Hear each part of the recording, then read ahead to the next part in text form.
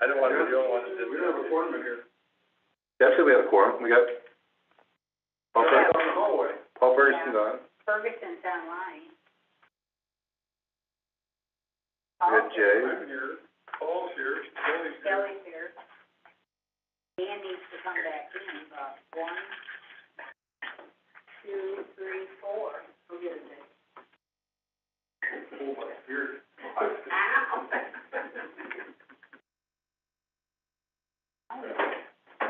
Well, we had one, now. You know, the only thing I like that one about was we had bottled water. Maintenance station is one. Right. We have a quorum without him, though, right? You aren't doing anything. Yeah. We'd have to call Mr. Henke. No, we got Paul Ferguson online. That's 4. All right, I can't count this morning. Settle down, Peter. I know. Yeah, you had a long meeting. All right, it's 1:07. I'd like to call this April 19, 2022 Ag Planning and Tourism meeting to order. First order of business, accept the minutes from the March 2022 meeting. So moved. So moved by Dave, second by Jay Skelly. Yes, Paul, you want to add something to that? I was just, I'm messing with you, man. I love your glasses, I was though. making a motion. All in favor, signify by saying aye. Aye. Aye. Opposed? Carries. All right, we only have one topic today, but it's a doozy. We got broadband, so. So, Everybody's favorite. yeah. Right behind audio upgrades for the boardroom. Not my part. Laura, go ahead and give us a broadband update, please. All right, so the first thing we're going to talk about is where we are. Now, if you could pull up that sheet that I sent you, appreciate it.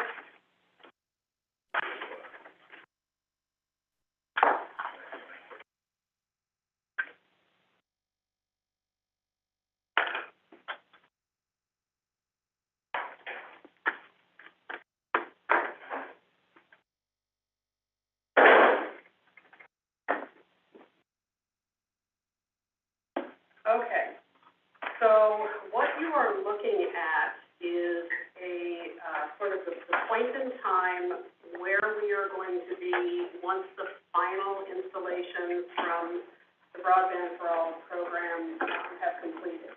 So as we have talked about, the last of the providers to be finishing their construction is SLIC. It sort of seems like every month we say that they're delayed a little bit longer. They are delayed a little bit longer. We had hoped for end of April. Now it's looking like it's going to be probably closer to mid-May. The towns that that impacts are the ones that are at the southern end of the county, which would be Jackson, Salem, Greenwich, Cambridge area.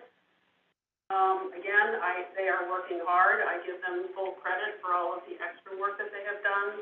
They're being affected by supply chain problems, getting materials, and a whole bunch of other things. So I assure you that it is getting done, not as quickly as we had hoped, but we are getting there. So you will notice that what is on this sheet, what I gave you is the number of housing units in each town based on census data. I took a look at all of the new broadband connections that have been added within about the last 5 years. So that's going to include not only the Broadband for All awards, but all of the extra work that SLIC did, and also what Spectrum did. So you will see from that sheet that in about the past 5 years, again, I caveat it once SLIC is finished, we will have seen close to 11,000 new connections across the county. Of the close to 29,000 housing units that we have, if you look at the only game in town prior to Broadband for All in terms of anybody who offered a service that offered broadband speed connections, that would have been Spectrum. The Spectrum will have largely already served the more densely populated areas of the county, which would essentially equate to the villages, and then there are other areas that they will have served. So, unfortunately, Spectrum can't or won't give me the the total number of connections that they had before they started adding the new connections based on their agreement with New York State for the new 144,000 connections. What I was hoping to do was to try and do a fact check that said, if we know the spectrum had about these connections, we know what was added, can we verify that the remaining that we think unserved is accurate? But again, unfortunately, I don't have that information. So what this equates to is, I took the way that the addresses were identified as unserved. Well, actually, let me go back a step. You may recall that in April of 2021, ECC actually drove around the county, looked at telephone poles, and identified where actual fiber infrastructure was on. We are very fortunate in that both SLIC and Hudson Valley Wireless directly provided the GIS data to ECC, so we knew all across the county exactly where they were going to be once they finished. We knew exactly where SLIC was going to, or where Hudson Valley Wireless was going to be, and pretty much where Verizon was going to be, because they did not previously have any fiber, and we knew where they were going to go based on the awards from Broadband for All. So I'm confident we are accurate, pretty close on Verizon, we're accurate on Hudson Valley Wireless and SLIC. The one that was always questionable was Spectrum, because again, they don't share data. So the mapping exercise, it's important to note that when they drove around in April, SLIC was only just getting started, and Spectrum was mostly finished with what they were going to do. So on the list of unserved addresses, the original list will have included some list that Spectrum ended up serving, because again, the survey is a point in time, and Spectrum was still working. The other thing that was not factored into that list is that there was a federal broadband award through the RDOF Awards that was made 2 years ago, which there were some awardees to both Starlink and to SLIC. Starlink, it's questionable as to whether Starlink is ever going to receive that funding, because from what I understand in the testing process, they have had latency issues, which means that the FCC is borderline not calling them broadband speed. SLIC has not deployed, so, I mean, it wasn't that many. There were a handful in Salem and put some up in the northern parts of the county. They will technically have another 2 years to get them installed.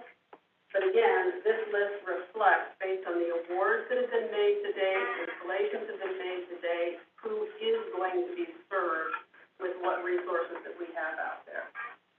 The other thing that I did with the list is literally with all of those maps loaded on the Google Earth, I went up and down pretty much every road in the county and tried to take a look at, does it appear that there are some unserved that we have not identified yet? And I did pick up a few.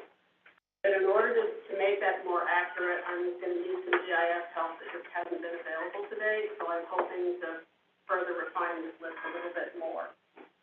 Bottom line, what it works out to is once all of this is done, I am estimating that we are going to have between 1,200 and 1,500 households across the county that will remain unserved, with no actual plan on the horizon to get service. So if you sort of take a look at what does that mean, we're going to talk a little bit about what is coming that might help to get them service. But if you ballpark that, take a look at the way the Broadband for All program works, including HughesNet.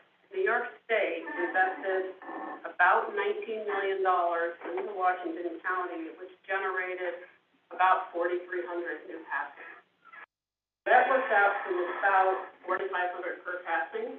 So that number is commensurate with my understanding based on continued discussions with providers, as they continue to work on these deployments. Now, you're going to find that that's an average number. There are some households that it might have cost 10 or 15,000, and some households that it might have only ended up being a couple of thousand each, but that works out to what was paid to get broadband for all deployed was about 4,500. Costs have gone up, supplies are short, et cetera. But if I use an average of about $5,000 per household to get approximately 1,500 new connections, and basically what that tells me is that we are going to need to find somewhere between 7 to 9 million, maybe it's 10 by the time it's all over with, to get to where we thought we were going to be with broadband for all, which is at the 98 to 99% of the county served. You know, I think we are going to find that there, you know, some of those remote households on hilltops, that there are going to be some of them that it just, you know, it may not be feasible to get a fiber connection to. But based on what I'm seeing here, we're doing better than I thought we were going to be at the end of all of this. And again, I want to thank Slick very much. A lot of this is because Slick actually, without being subsidized, offered coverage to you know, close to 3,000 homes that they were not subsidized for. Now, one of the things that that is clear about that, some of the passings are duplicated. The reason for that is because Slick was awarded broadband for all. As we all know and have discussed, there were pole permitting issues, there were, you know, all kinds of make-ready costs and delays, et cetera. What that meant is that as Spectrum was meeting its obligation to the state to contribute an additional 144,000 passings, Spectrum went out and identified areas that were reasonably close to where their own infrastructure was, and they deployed to a lot of areas that Slick had been awarded for. They approached the New York State Broadband Office and said, hey, instead of duplicating some of these tasks, wouldn't it make more sense if we just change some of this to be able to get people who don't currently have service? And Broadband Office would allow them to do that. So again, there's not that many of them, but you will find that in some areas around Hartford, Granville, that general area, that Whitehall, there are some, you know, and that's great for people who live there because then they have a choice. Right now, my primary concern is getting something available, and then we want to start working on a choice. But some people in the county already have a choice. So how do we do that? How do we figure out, you know, how are we going to find, you know, even if you want to say a ballpark at 10 million or so to get these remaining unserved some level of service. First thing to know is one of the things that happened with the state budget is the DOT fiber fee was repealed, which has a huge impact on us because it was pretty clear that that was contributing significantly to the operating costs of the providers, which was inhibiting them from offering service in remote areas where it was long distances from home. So that operating cost is going away, which will be great for us. I also want to let everybody know, and I did clear this with the chairman of the board. I filed a request with Congresswoman Stefanik's office requesting $1 million in assistance for broadband. Again, she's going to have a lot of requests. Whether that's going to be a reasonable ask based on the fact that there's some state funding or not, I don't know. But if you don't ask, you don't get, so we put it out there.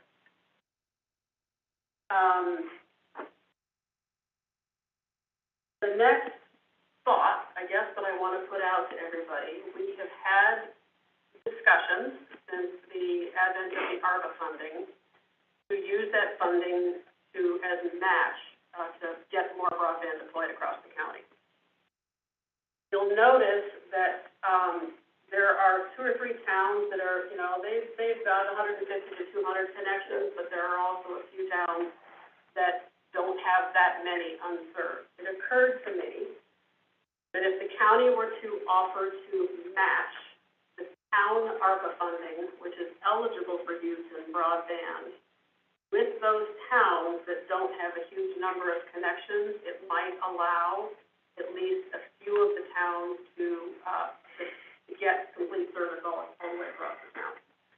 So, that's gonna be dependent. I mean, we're working in ballpark numbers right now. We would have to either have the towns, or we can do it, reach out to the providers and say, hey, can you give me an estimate of what it would take to get service to all of these towns? And it's most likely gonna be whichever providers have the nearest infrastructure.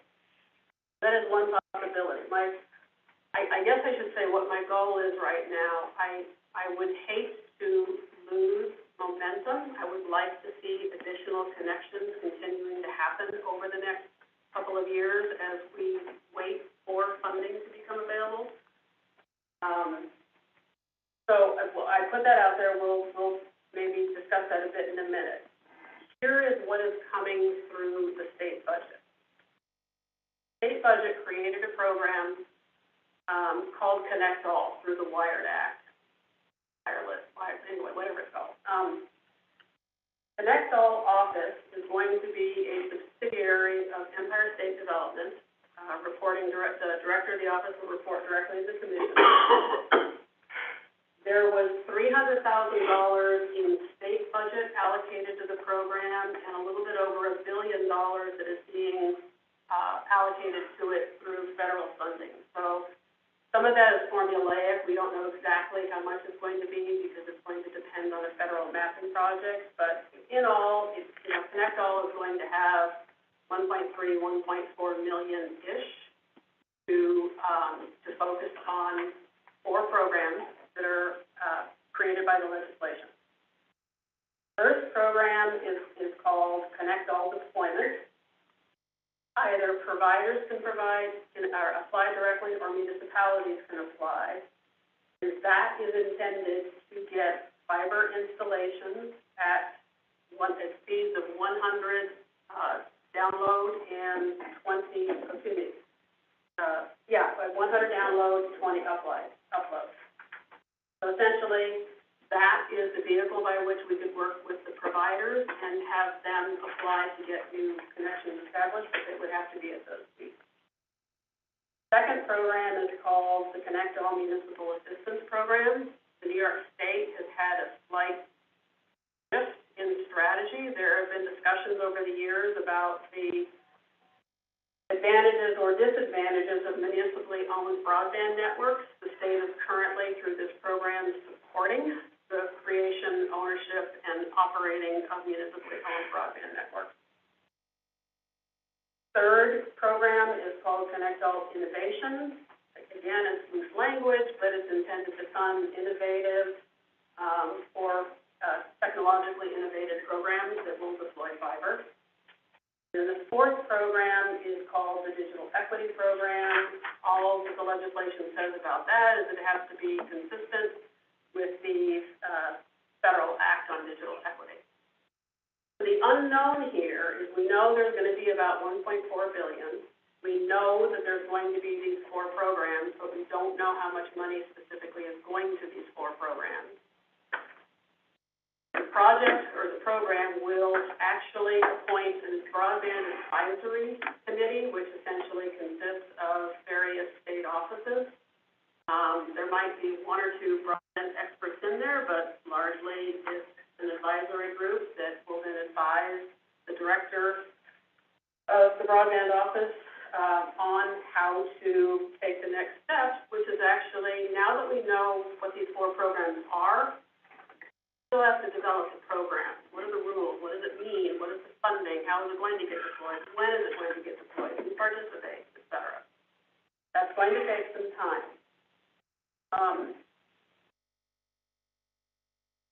The first release of funding is likely to be for planning efforts.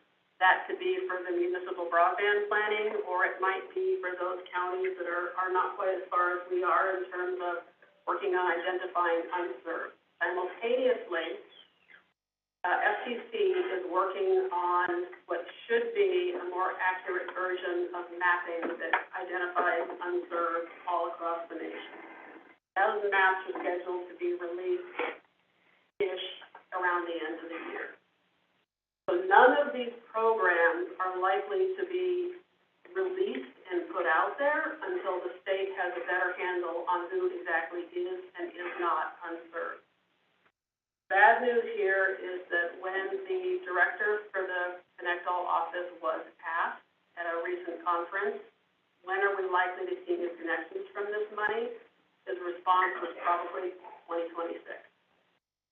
Keep in mind that we are now 7 years into the Broadband for All program, and we're still finishing that. So while 2025 might be, I would also say that it might even be later than 2026.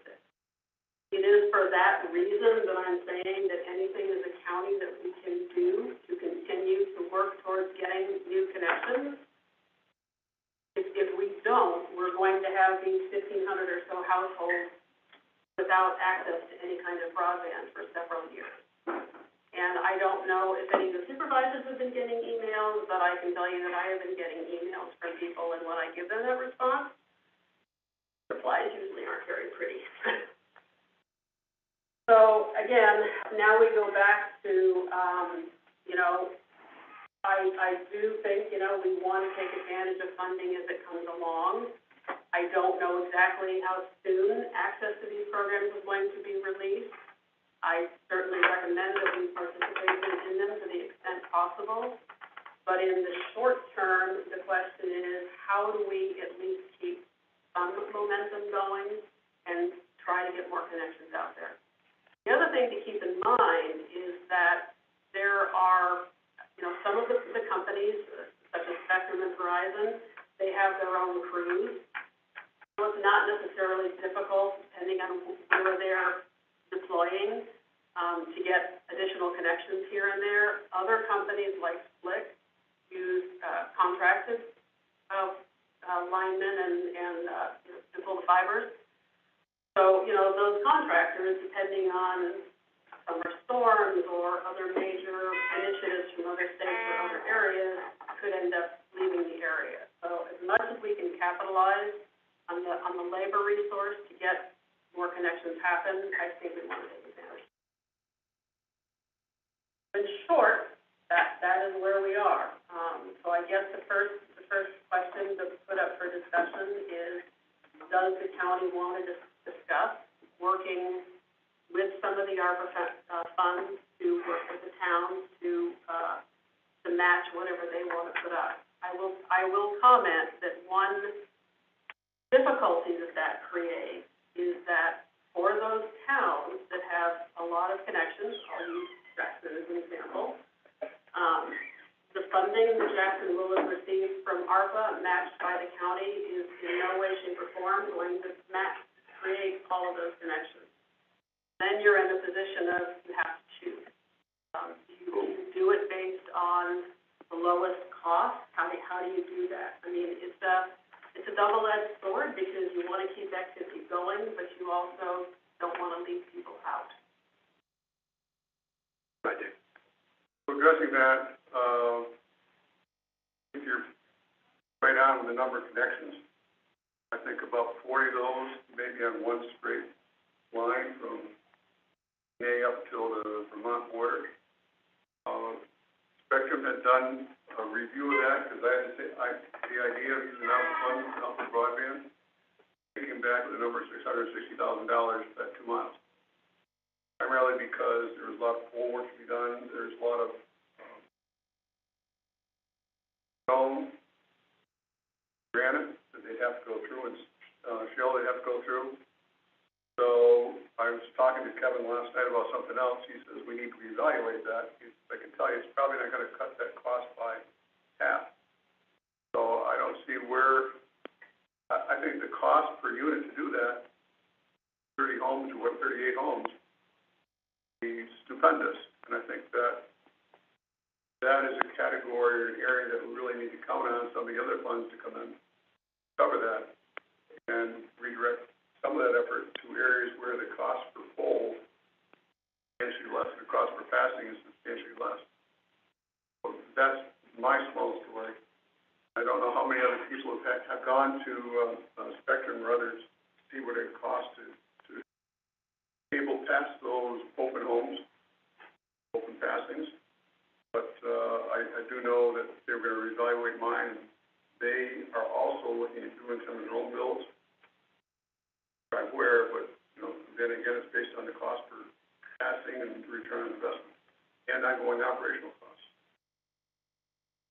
I will comment, if I may. One of the other pieces of legislation that has sort of changed the formula, is the poll tax reform bill, which one of the reasons that Broadband for All, and we've discussed with that, got delayed so much, was the fact that a lot of the utility companies that owned the poles were refusing to allow the fiber providers to hang fiber unless the fiber providers replace the poles. The average pole cost replacement is about $10,000 a pole. So think about the amount of money, and again, and it's more than that now, actually. Think about, again, these broadband providers put in a bid based on projected costs back in 2014. In some cases, those costs have tripled or more. But the poll tax reform bill will actually help. It basically prohibits the utility companies from demanding that the providers. So yes, for those of you who have gotten estimates in some areas, the repeal of the DOT fiber tax and the poll tax reform bill may impact those costs. And I also did say, I mean, you're going to find some areas because of issues that are going to well exceed that $5,000, an average of a $5,000 cost per home. And there are some areas where it will be less. Can supervisors give a map of these remaining unserved areas? So I had forwarded the initial list to all of the supervisors requesting some input. I can forward you the updated list, but no, it is not mapped. Okay. So you as a supervisor kind of have to understand what locations. Dave obviously knows that, 35 of those 38 are on one street, I would imagine I know where most of the 42 are in White Creek.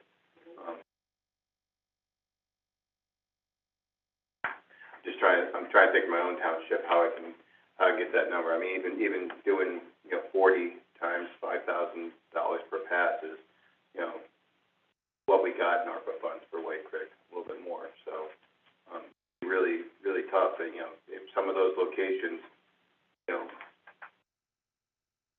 for some of those high ends of passing, how do you spend $30,000 to get three households, and you still have, 37 other households that don't have, that wouldn't be able to, you wouldn't be able to upgrade because the cost is way more than that. Go ahead, Cassie. Is there, like my town, there's a whole section that it was originally awarded to a provider that couldn't provide. Is there any other pockets like that? Like HughesNet won one of the awards. Verizon did one part, like got one part, and HughesNet got a part. Is there any other parts in the county like that were supposedly to be provided for by a HughesNet is 100%, I removed HughesNet from all of the list. Anything that was awarded to HughesNet right is considered unserved. I get that, because that's me. But, and in our area, but I'm saying is, so what I'm saying is there's a pocket that when the initial awards came out, our pocket was supposed to have a provider that couldn't step up to the plate. Is there other parts in the county that are like that, and maybe, hey, I'm willing to be the experiment town for the county's partner list. We have this pocket that, I'm not sure which provider you're talking about. HughesNet. So HughesNet was awarded an area in my town.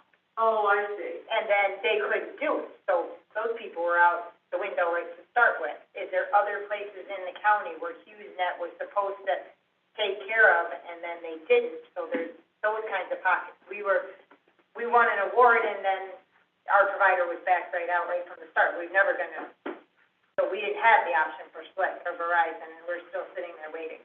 So the answer to that is I don't know. However, I will tell you that the remains of the Broadband for All program. There were some fines that went out there. There's some money from fines to Spectrum.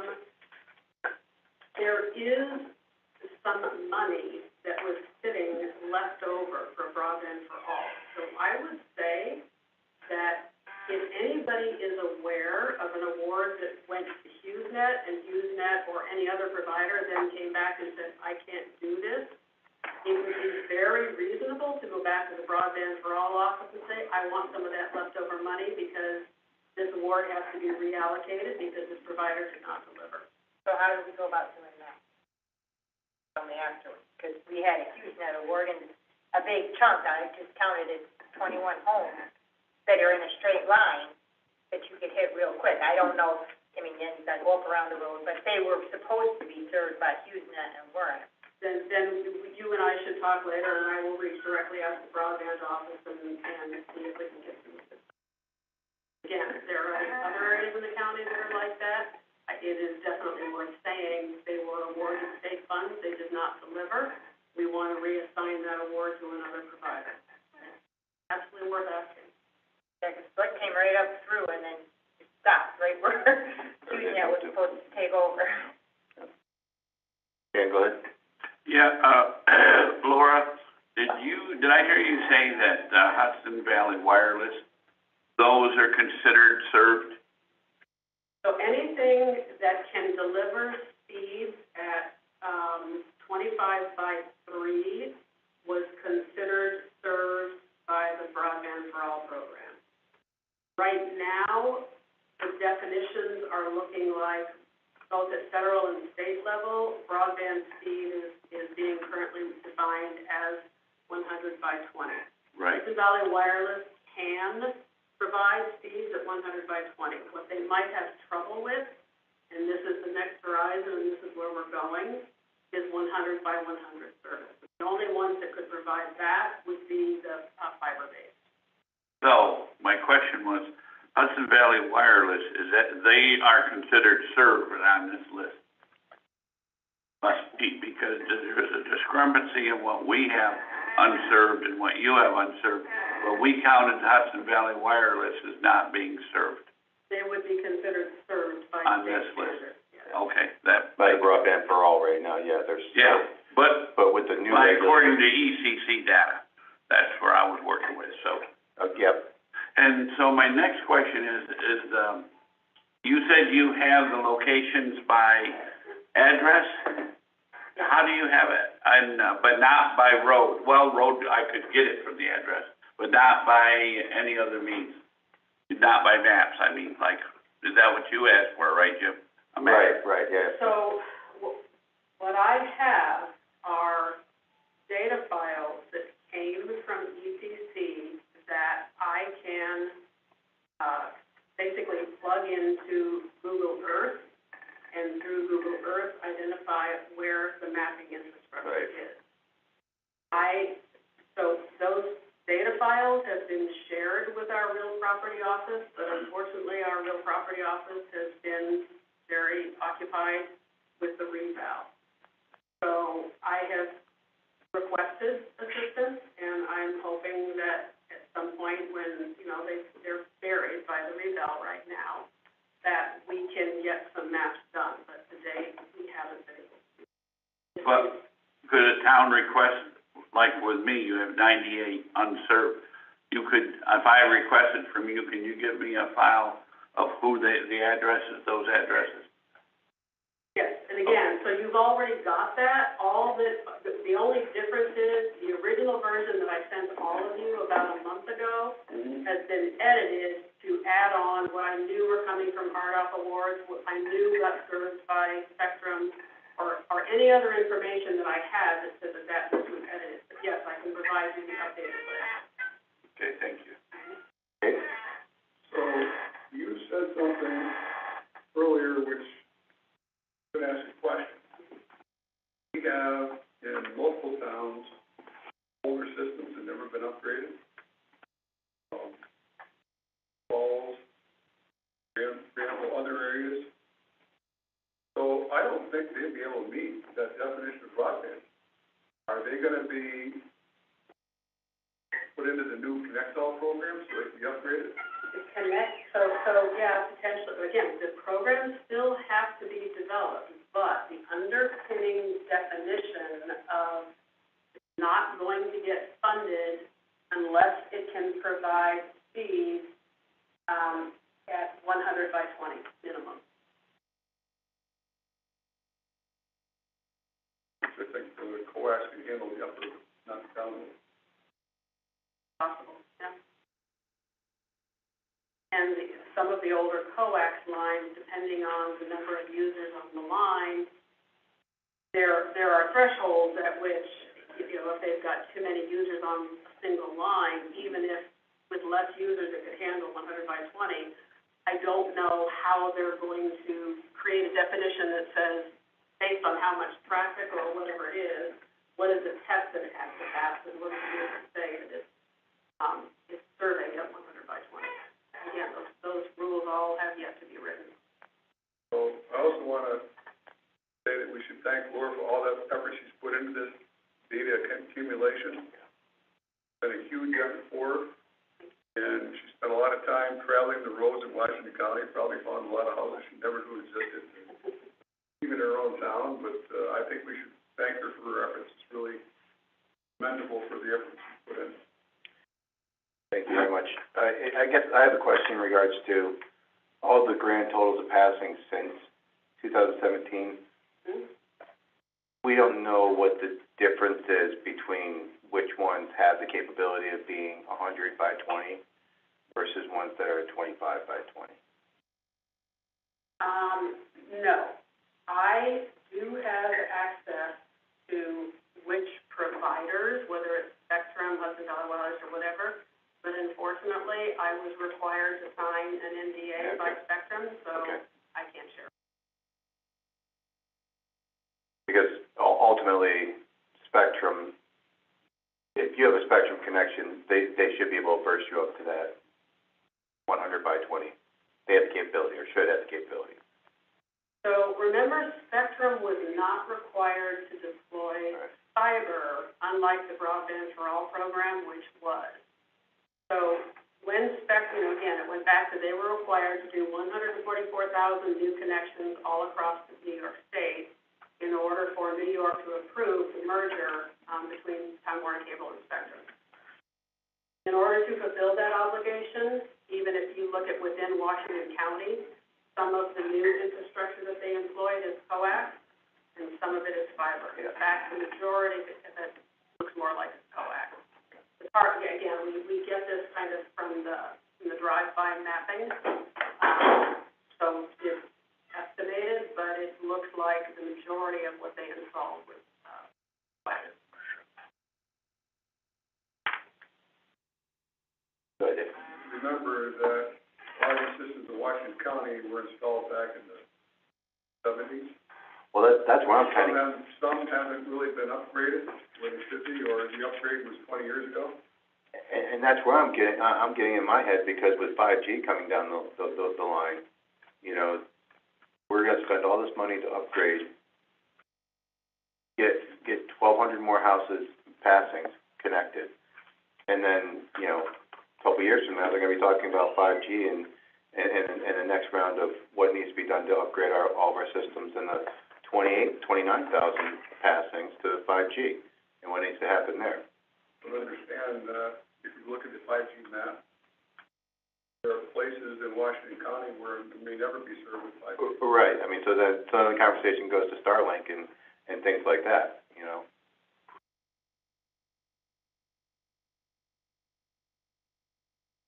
What would you like us to do next, Laura, to come up with a plan on? Well, I mean, it's going to take money.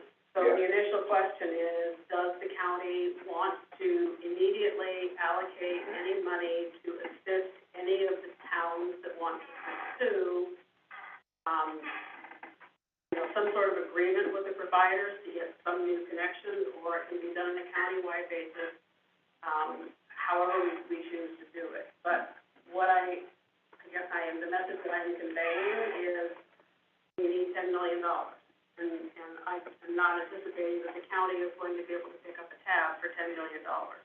which means we're dependent on assistance from whatever resources come our way. The unfortunate thing about that is that those state resources are some years out before they will actually result in new questions. And we had earmarked how much in the ARPA for? 3.2-ish? That's, good, okay.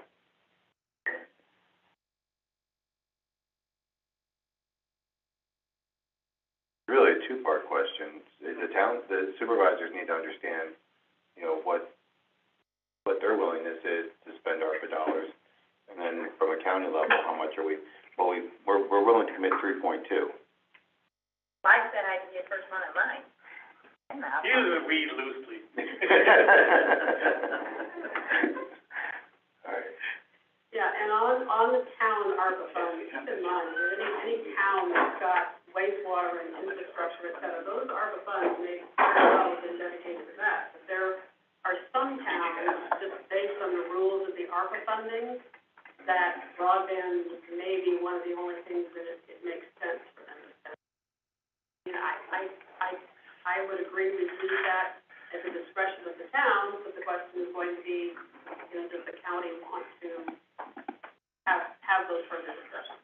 10 days before we, But most of the towns, the cap, they didn't get over, and all Right. that money's unrestricted funds. the $10 million allocate, yeah. Allocation, Yeah. so if anyone here that's under number, should be going and just saying unrestricted, it's all going Right. unrestricted lost revenue. That allowable use thing is not a burden anymore. Yeah. Right. I don't think any of the townships are, Wish Right. we'd known that, going before we through, allocated our yeah, funds. Kingsbury, but that's, yeah.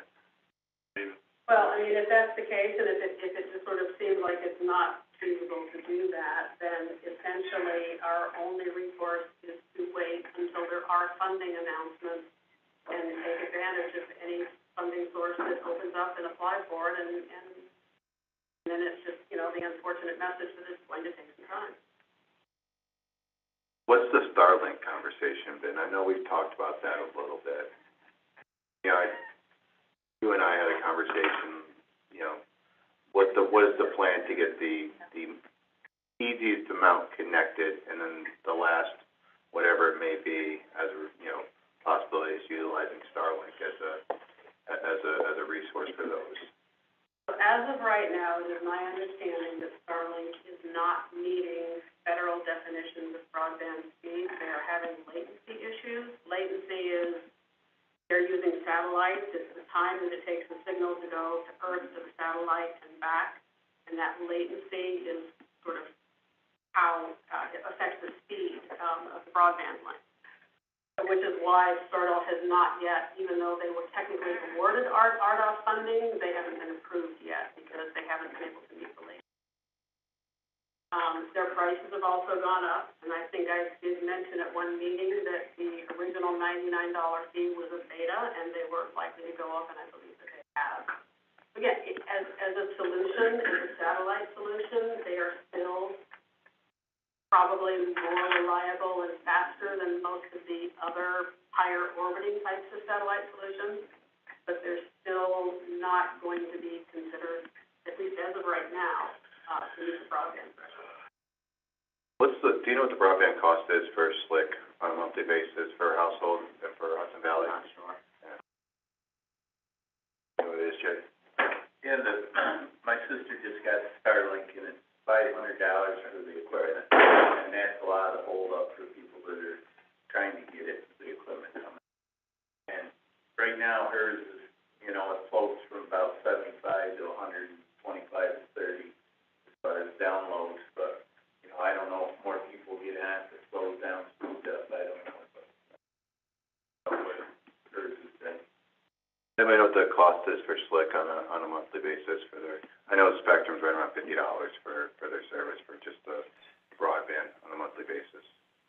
And I think the Starlink's $100 a month. Right. It was 100, I think it just went up to like 120, 30 something. I just looked it up, 110 a month. Yeah. The hardware's gone up, but I've had people that waited 9 months to get Get hardware, yeah. hardware. A lot of that is because of the national supply Right. chain shortage. Yeah, you know, they are still a possible solution. Not as good a solution as fiber, but better than dial-up and some of the other orbiting satellites. Anybody online have any questions for Laura? Anybody else have any question for Laura? Good job. Thanks, Laura. Okay, so I do have before, Go ahead. not on the, sort of on the broadband, a couple of points on the state budget, that I wanna make to everybody. On a very, very sad note, the short-term rental, which would have encapsulated both the retail sales tax and voluntary tax, or not voluntary, the tax collection agreement for short-term rentals, did not make it into the state budget. I have reached back out to Verbo to see if, given that, they might be interested in reopening the discussion, but as of right now, again, neither the sales tax or the occupancy tax piece of that legislation passed in the budget. Other kinds of funding, I'm sure, you know, a lot of this has gone through the budget, and we know that there are unprecedented amounts of funding that are coming for this year. I think you're going to find that we're going to see some programs that are being funded this year that may not come back for a very long time. In general, some of the new programs that I see coming, there is some new funding for small businesses, including some assistance for those businesses that started up during the pandemic. There's a new program called Fast New York, which will provide funding to make sites shovel-ready to enhance economic development, which is something that I'm, you know, the watering facility can hopefully take advantage of.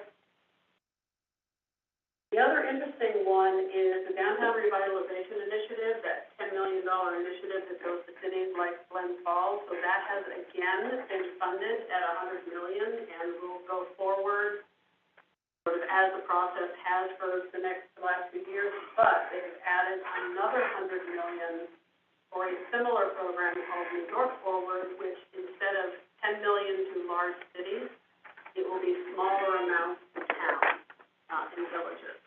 I don't exactly know what those amounts are going to be, but presumably, you know, as opposed to one or two per region, the smaller amounts will allow the individual towns and villages to apply to a concept that's similar to what the BRI did.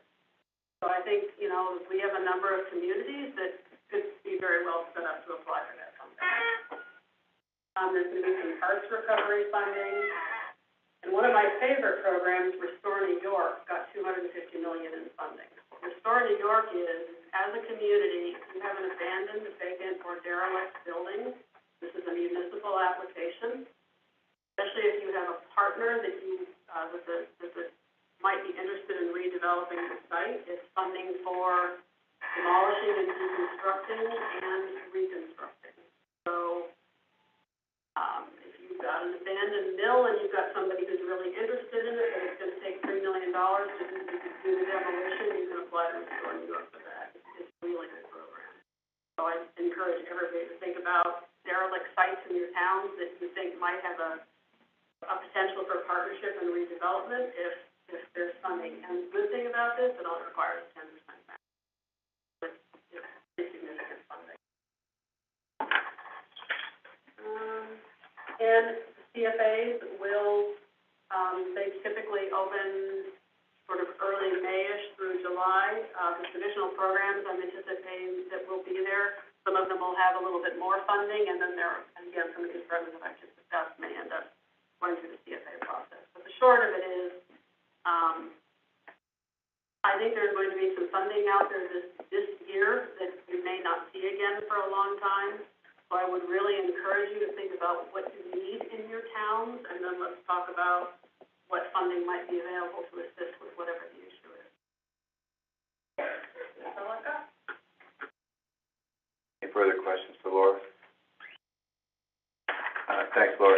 Al actually brought up here, he gave me the SLIC information. So, 50 up, 50 down is $71.85 a month. Extreme, which is 100 up, 100 down, is $91.85 a month. And Ultimate, which is 200 up, 200 down, is $108.85 a month. So, I mean, it's pretty comparable to what the rates are with Starlink.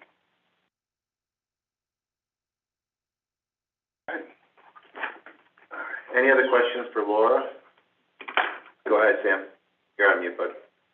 Laura, do you know whereabouts in the process that the occupancy tax and state sales tax got sidelined?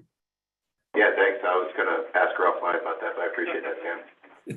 I can only tell you that I went to a tourism, advocacy association, the state agency, a conference in January. It was still in the bill, it was in the One House bill in January. Sometime February or March, I don't know exactly when, it got knocked out. Was that Nistia? You went down to Nistia? I went to Nistia, and unfortunately, because we're not a Nistia member, I actually tried to ask that question, they said, join us and we'll tell you. Yeah. I said, but I went to your conference. Not enough. Thank you, Laura. It was surprising. That was a pretty substantial increase that the state could see in regards to sales tax or. I was very surprised that the sales tax piece of it came out, not so much that the occupancy tax, because the sales tax was presented in the governor's original budget. The occupancy tax was not. It got added, and again, they were both still in there as of about January. Well, they got to build revenues for next year, so. Yeah. All right. All right. I did have a piece of other business. I wanted to go back to the, and Al, did Sandy bring that out for you? So we had talked last time about the PACE program. We had a presentation here, I believe is the ECI, New York PACE. And the question was, are they hopping in front of us and, ultimately taking revenue away from us at the county level as the lead agency, correct? That was the question, Danny, you had? It might have been, yeah. Yeah. But Al, I'm gonna serve it up to you in regards to this. What's the layman's in regards to this program? How it's written? So I left that last meeting feeling like I was missing something, because it just couldn't wrap my head around it. So their presentation had actually referenced a section of general municipal law. So I went back and pulled it up and read what it is. And, what was interesting is that program's been in there for a while, and it lays out how a county does this if a county wants to do it. So a county can run this program, through the way that general municipal law is written. And what was interesting is the presentation that you got talked about businesses at a certain dollar value and everything. The law's not written that way. It has a business section and it has a residential section. So that company obviously has a business model that they're trying to fit into. But the law actually allows the municipality to run that for residential properties as well. You pass a local law and you describe how your program's going to be if you wanted to get into that world. But it is something that's done through a line on your town and county tax bill. It becomes a enforceable item that you can foreclose the property on. That parts of their presentation was right. It becomes a part of the tax bill and everything. But what they kind of left out was the fact that you can do residential houses, and a county can just choose to do it themselves. I mean, not that a lot of municipalities are great at running businesses, right. But so they offer it to take the burden off, but they offer it at a level that works their business model, obviously. So go ahead, Laura. Yeah, I was just gonna comment. So, yeah, you're absolutely correct, Al. That program has been around for a while. I think I mentioned at the last meeting. My understanding is that the reason that it never gained much traction was because it relied on the municipalities to basically manage the program, and most municipalities don't have the resources or wherewithal. So the advent of the way that it's going forward essentially was meant to be, we'll create an organization that can take that burden off of you, but then you're right, they have to get something out of it. Right, so they developed a level that works for their business model. Right. I just wanted to circle back around to that and. But if there ever, if there ever was real, you wanted to have a further conversation about it, I mean, it is a real thing, and,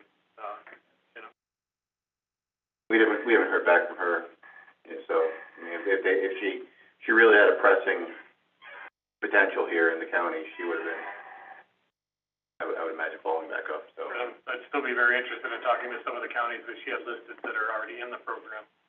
What your experience is, positive and negative, you know, what. Warren County. Warren County's in the program, I think. They were listed in Saratoga, I believe. Yeah, can we reach out to? That's Saratoga County, Saratoga Springs. Yeah, it was the city, Saratoga proper, yeah, it was Saratoga County. Can we reach out to Warren County, see what they're?